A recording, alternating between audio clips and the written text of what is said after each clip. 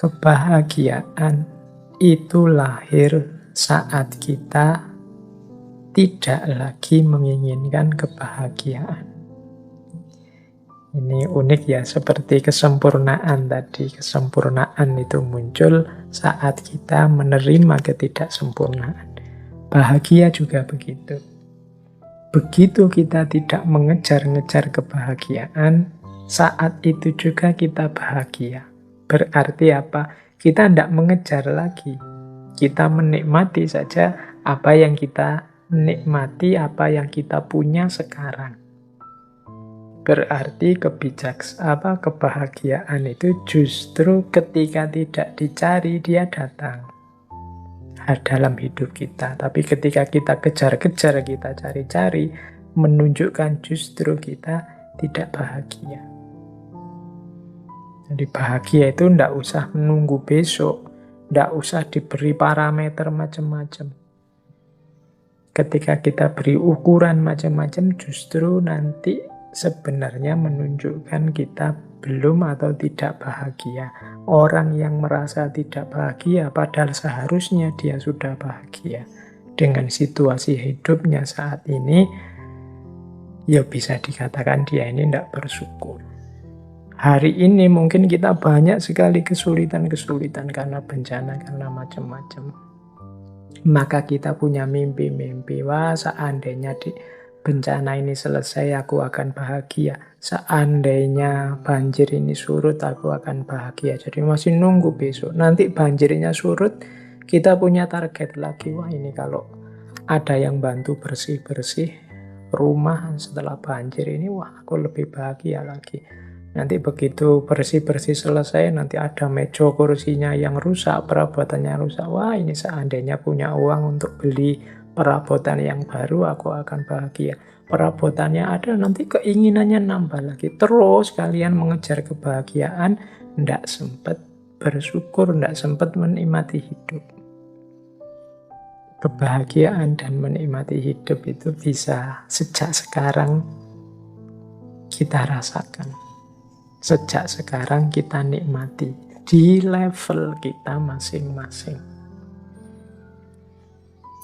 Jadi mungkin ada teman-teman sebagian sekarang yang di tenda-tenda, di pengungsian. Ada sangat banyak kesulitan, saya tahu. Tapi bukan berarti itu alasan untuk kita tidak bahagia.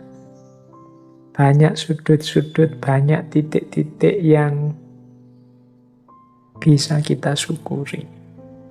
Misalnya sedikit mendapat bantuan. Mungkin bukan besarnya bantuan, tapi nilai kepeduliannya. Alhamdulillah masih ada saudara-saudaraku yang peduli padaku.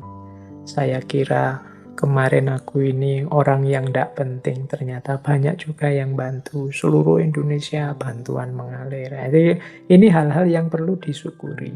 Kemarin sama tetangga, aku itu tidak saling kenal, tidak saling sapa. Jarang sekali bertemu. Sekarang di pengungsian bisa bareng-bareng saling bertukar rasa, saling menjalin keakraban dan lain sebagainya. Jadi meskipun tetap berjuang untuk memperbaiki situasi, tapi bukan alasan untuk tidak bahagia. Karena kebahagiaan itu terjadi saat kita tidak lagi menginginkan kebahagiaan. Kemudian prinsip yin yang juga ada prinsip untuk menghindari rasa sakit. Banyak orang yang merasakan sakit. Saya ilustrasikan sebentar saja ya, karena waktunya mau habis. Misalnya karena kita salah pola hidup kita selama ini, akhirnya kolesterol kita naik. Akhirnya kita tidak makan makanan-makanan yang mengandung kolesterol. Ini kan siksaan, rasa sakit. Tapi kita lakukan justru untuk menghindari rasa sakit yang lain, yang lebih besar, yang lebih fatal. Untuk menghindari terpaan virus corona, kita membatasi hidup di dalam rumah. Ini kan menyakitkan, tidak bisa keluar-keluar. Tapi dengan itu kita terhindar dari sakit yang lebih fatal. Nah, terus prinsip, semoga itu sudah bisa ditangkap. Jadi untuk menghindari rasa sakit, banyak yang merasakan sakit. Vaksin itu ya menyakitkan sebenarnya, wong disuntik. Apalagi bagi yang tidak berani suntik itu mengerikan.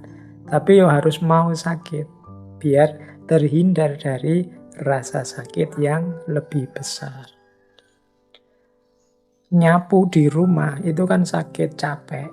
Tapi dengan kita rajin nyapu-nyapu, bersih-bersih di rumah, penyakit yang lebih besar, lebih fatal bisa terhindar.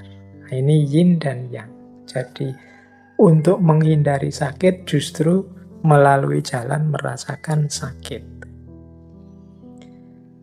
Nah, terakhir, ini saya ambil terakhir saja ya. Nanti beberapa quotes kita skip, kapan-kapan kalau ada waktu kita lanjutkan lagi. Semakin kita mengontrol orang dengan ketat, semakin situasinya akan kacau. Jadi semakin banyak aturan, ada logika, semakin akan banyak pelanggaran terhadap aturan. Semakin banyak kontrol, semakin akan banyak yang lepas kontrol. Situasinya akan semakin kacau. Orang itu lebih mudah kalau ditata dengan membangkitkan kesadarannya dibandingkan dengan dipaksa melalui aturan-aturan. Tapi kadang-kadang memang di level ketidaksadaran perlu aturan dan pemaksaan. Tapi kadang-kadang terlalu banyak aturan, terlalu ketat dengan aturan, semakin besar potensi kekacauan yang terjadi. Ini juga prinsip yin yang. Baik teman-teman, saya kira waktunya ya. Saya masih ada sebenarnya, misalnya kalau kita sambungkan yin yang ini dengan kebijaksanaan Nusantara, Jawa misalnya yang saya pahami, kita punya misalnya sugih tanpa bondo, digdaya tanpa aji, ngeluruk tanpa bolo, menang tanpa ngasorake. Ini kan prinsip hitam dan putih. Menang dan kalah itu dua hal yang bertentangan, tapi bagaimana kita bisa menang tapi tanpa ngasorake, menang tapi tidak dengan cara menaklukkan, sakti tapi tanpa aji-aji, sugih tapi tanpa bondo. Nah, ini kan prinsip yin yang sebenarnya.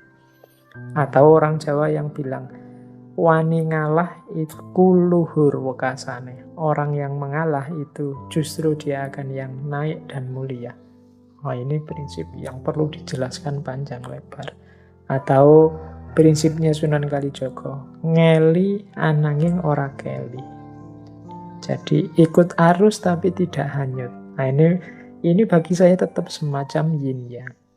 Atau yang populer sekali, ngono ya ngono, ning aja ngono. Kalau dalam khazanah Jawa juga berhubungan dengan yin. Ngono tapi jangan begitu. Dan lain sebagainya masih banyak. Minggu depan coba kita gali yang khazanah Jawa, tapi tidak lewat yin yang, kita gali lewat falsafah cokro manggilingan. Baik teman-teman, saya kira itu dulu. Mungkin waktunya agak nambah sedikit, sekitar 5 menit. Mohon maaf atas segala kekurangan, mungkin ada sedikit kekhilafan-kekhilafan, atau jangan-jangan banyak. Ya mohon dimaklumi. Semoga kajian kita malam hari ini membawa manfaat dan barokah untuk kehidupan kita secara umum, maupun kehidupan pribadi masing-masing dari kita secara khusus, di level apapun, dalam bentuk apapun. Saya akhiri sekian.